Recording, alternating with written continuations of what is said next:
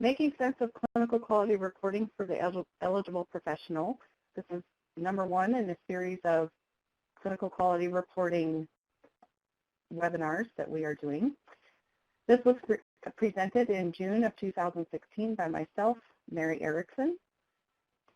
There is closed captioning available at the bottom of your screen. If you need to see more of the captioning, click on the down arrow, the small arrow at the bottom of your screen. It will open up a larger screen so you can see it better. Health Technology Services is a department of Mountain Pacific Quality Health Foundation. We are the CWIN QIO for Montana, Wyoming, Alaska, and Hawaii, and we help facilities simplify and streamline quality reporting, stay current with changing regulations for meaningful use, PQRS, and MACRA. We simplify HIPAA compliance, help people to advance and leverage their EHR usage to advance care delivery, enhance patient engagement and satisfaction, and improve health outcomes to maximize value-based performance payments. This presentation was current at the time that it was published or uploaded to the web. As everyone knows, Medicare policy changes frequently, and it may not be up to date with the most recent one depending on the date that you're viewing the session. My name is Mary Erickson. I have been an RN for 18 years, with the last 10 years of my experience being spent in risk management, performance improvement, and operations. I work with different hospitals and clinics on various improvement projects, from EMR implementations to survey readiness. The goals for this presentation today are to help you understand eligible professional clinical quality reporting requirements for the 2016 Meaningful Use reporting year, and to help you make a connection between meaningful use, CQM reporting, and physician quality reporting system. Today's discussion is strictly referring to the clinical quality measures and is not going to go into core objectives. These are two different sets of measures that are both required for meaningful use. This presentation will help connect the dots between reporting programs, but we are also not discussing the PQRS reporting requirements in great detail. If you have additional questions about either of these items, please feel free to contact Health Technology Services. So first, let's connect meaningful use and clinical quality reporting. We need to first remember that meaningful use was originally intended to serve as a foundation to advance quality improvement and improve patient outcomes on a larger scale. They were trying to do this by creating common language standards for all EHRs, advance interoperability, and provide a method of quality reporting to support value-based purchasing. A word from the Federal Register about alignment. They expected that the electronic submission of quality data from EHRs would provide a foundation for establishing the capacity of hospitals to send and for CMS to receive CQM via certified technology for hospital inpatient quality reporting program. So just a quick word about MACRA and MIPS and the future of meaningful use. If you thought it was going away, it's most definitely not going away. It's being transformed into a different model and different regulation. MACRA amended the section of the Act to sunset the meaningful use payment adjustment for eligible professionals by the end of calendar year 2018, and it also added the establishment of the merit-based incentive payment system, which incorporates meaningful use into that composite score system. This information was released in October of 2015. So this slide is a CMS slide. It just demonstrates that stage one was about data capture and sharing, stage two, advancing clinical processes, and stage three is about improved outcomes.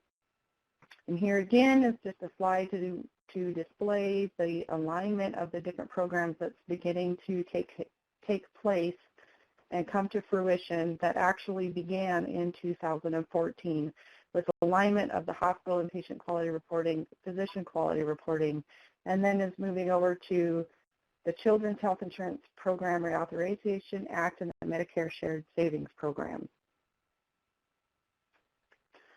In the past, before 2014, EHR software certification standards included the ability to electronically report data to CMS, but the CQMs were also reported through manual attestation, even though that everyone had to update to 2014 certification standards, they could still manually report CQMs.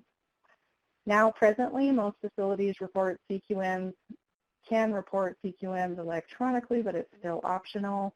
And in 2018 and the future, electronic reporting is going to be required of everyone.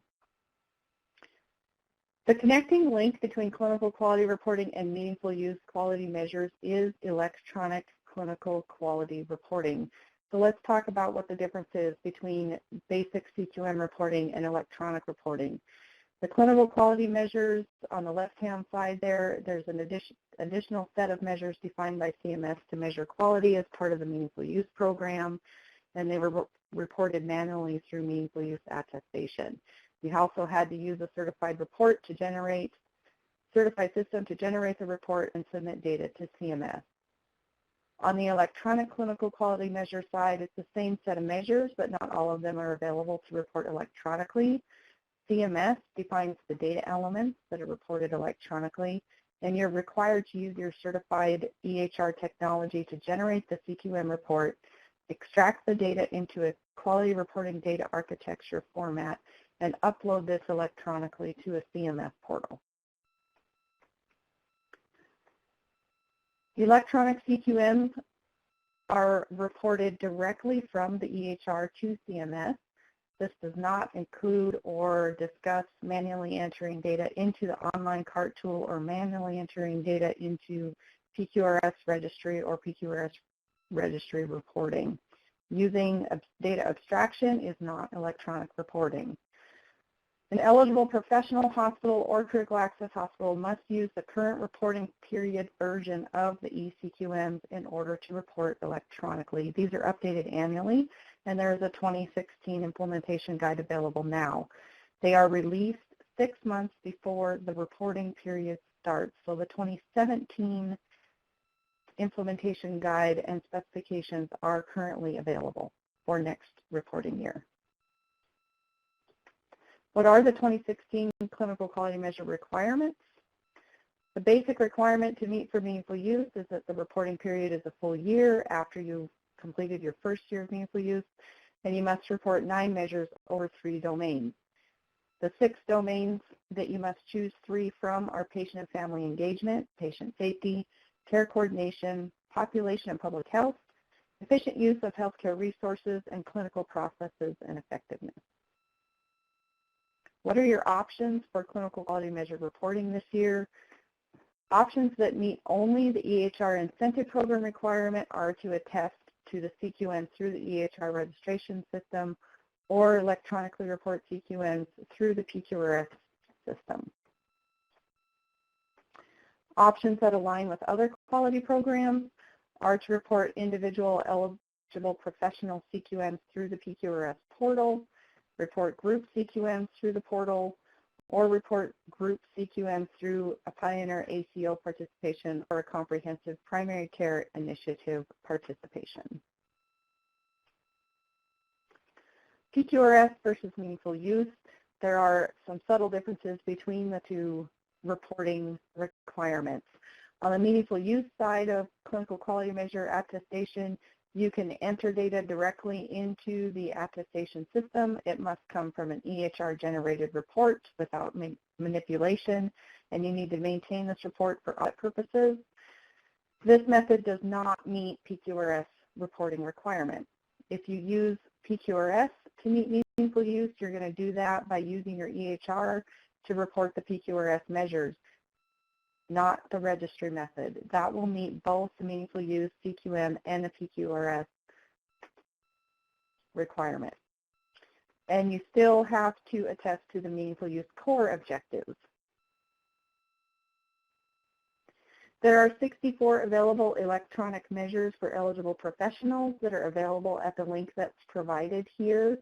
But what you need to find out first is from your software vendor, have the CQMs been updated to current reporting year in your system? A lot of times you have to ask for that. It doesn't automatically happen because they aren't aware of who all is reporting which year and what method of reporting they're going to use. So this is a key conversation to have with your software vendor. And what are the specific measures that they have certified to report electronically? Even though there are 64 available, the software vendors do not have to certify to all 64. So you need to find out from your software vendor exactly which measures they are certified to report electronically. When you go to attest for meaningful use, you are going to have a couple of options when you get to the clinical quality measures. The option that will display first is that you can submit your CQM data electronically using Medicare EHR Incentive e-reporting option, CQM data using the Comprehensive Primary Care Attestation module.